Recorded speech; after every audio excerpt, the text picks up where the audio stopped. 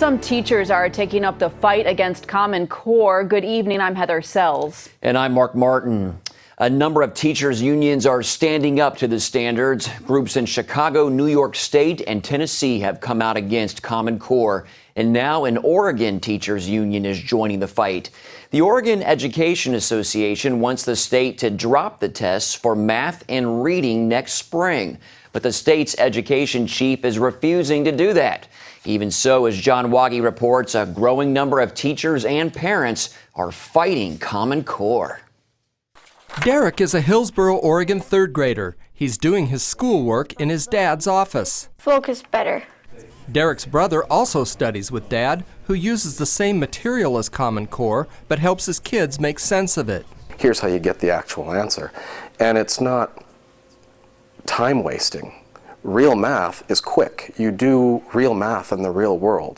The Oregon Teachers Union objects to the Common Core math and reading tests because of concerns that teachers are still adjusting, so students won't be prepared and many will fail. You don't get to see what you got wrong, don't even see what you got right.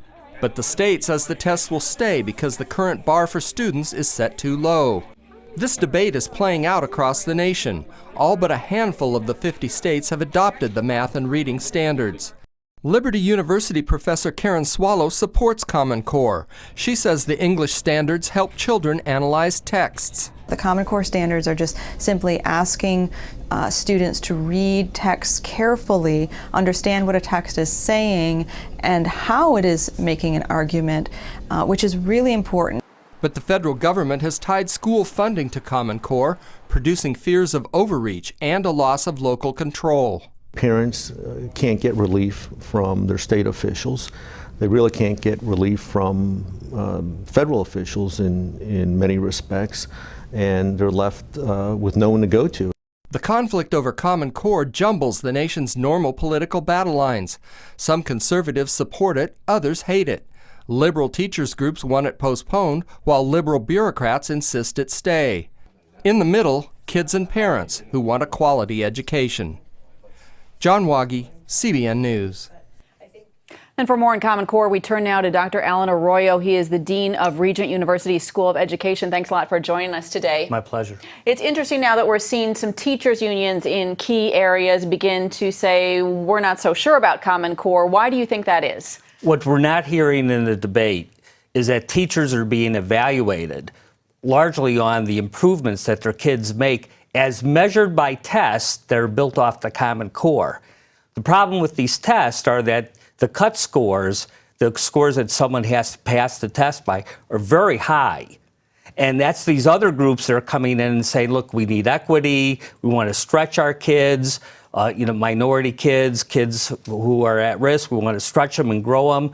On the other hand, the teacher said, well, don't be unrealistic because you're going to be judging me on these very high cut scores. So teachers are kind of caught because this has been rolled out relatively quickly, and yet they could be financially or otherwise penalized if their kids don't test well. Eventually, they could be fired. All right. When you think about the rollout of Common Core, I think it's caught a lot of people by surprise, and surveys show a lot of Americans still don't know anything about Common Core, surprisingly. Why has it caught us all so by surprise? Has it been rolled out quickly? No. It really started when the Ed Department, the U.S. Department of Ed, was formed back in the Reagan administration. And then as it grew and the federal role in education grew, there was more and more of a demand, bipartisan, to have a common national curriculum. And so throughout the years, and it didn't matter who was president, the U.S. Department just grew and grew and grew to now we're seeing the fruit come out through the Obama administration, but it started decades earlier. What is your advice to your education majors who likely will have to be implementing this Common Core and the curriculum that goes with these standards? Stay out of the fray. Think of your kids. Realize that the main variable that controls learning is their relationship with their students. And that, use the Common Core or any standards that they have as guidelines. And just do what their conscience says to do in terms of the best ways to approach the teaching, learning environment. But love the kids, teach the kids, they won't lose. Good words of wisdom. Dean Arroyo, thanks a lot for joining us. Thank you.